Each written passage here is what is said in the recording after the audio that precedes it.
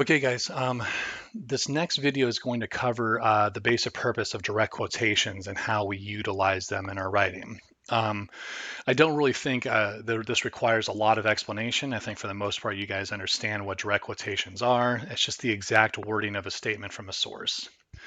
Now, there's definitely a benefit to having direct quotations in our paper. It certainly makes our essays more believable because we can point our readers to what somebody specifically said, right? Think about journalism. This is why journalists are so keen on having the direct words of people they interview, is because that way there's no question as to whether or not something was misinterpreted or something. It's like, here's what this person says. And so it's strong evidence that can support your thesis. But we don't want to overuse them. Okay, because what happens is when we overuse direct quotations, it creates a cacophony of too many voices. Imagine like a research paper where you've got like 10 different sources and all you're doing is referring to them through direct quotations.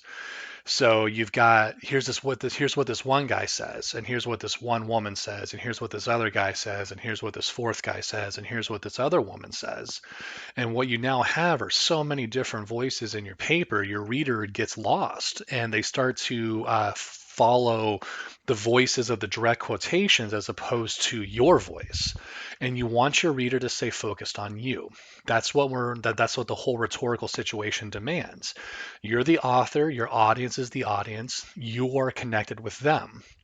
So what we don't want is to put our readers into a position where they're being distracted by so many other direct quotations that they lose track of your own ideas.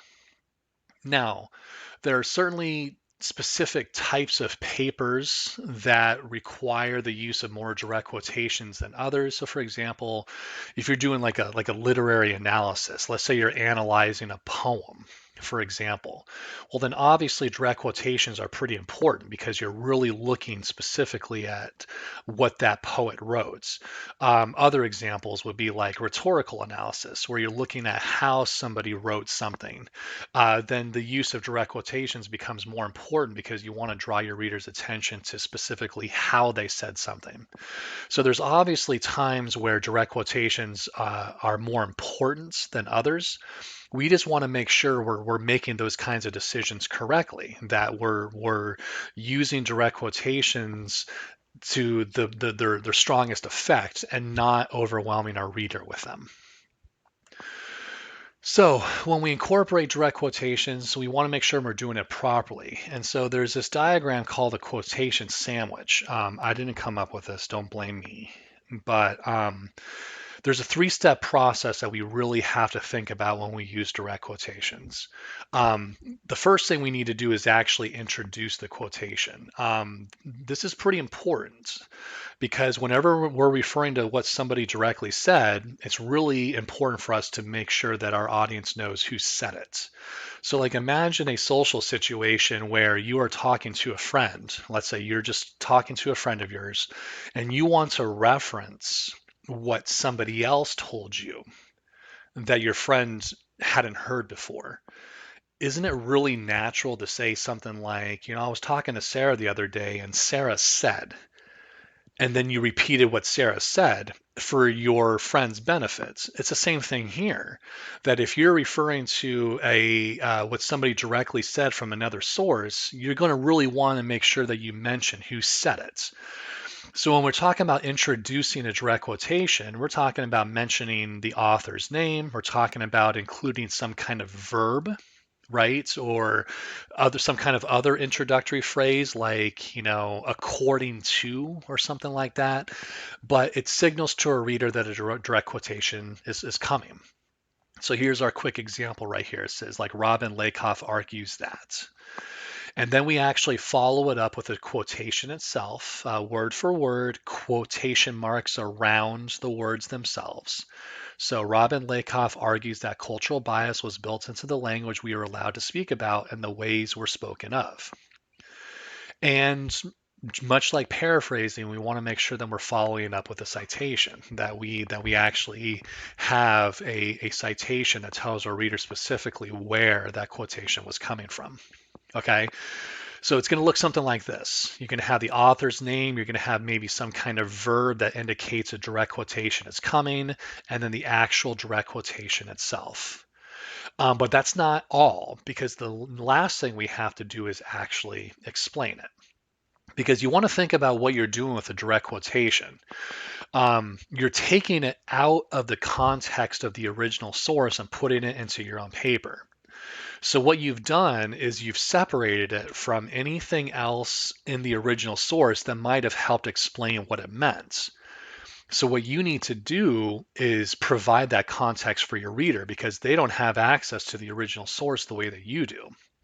So if you're using, for example, this particular quotation, you want to be able to explain why the quote is so important. Like, what do you think it means? How does it connect with your thesis? How does it connect with other ideas? Because if you don't do that, your reader is going to wonder why you have this random quotation in your paper. So you need to provide that for them. You need to provide that context for them. Like, why was that quotation so important? Why did you want to bring that into your paper? Okay. And so this is the full process. And I'm encouraging you guys to use this full process. We really want to follow this because if we don't, our readers become more confused. So you want to introduce the quotation, you want to follow it up with a quotation word for word, and then you want to explain it in a way that helps the quotation make sense to your readers. But there's more. And this is how we're going to see how everything kind of layers together. Okay. So even the quotation sandwich might not be enough to explain to the reader the value of that source's ideas. This is why we have paraphrasing to go along with it.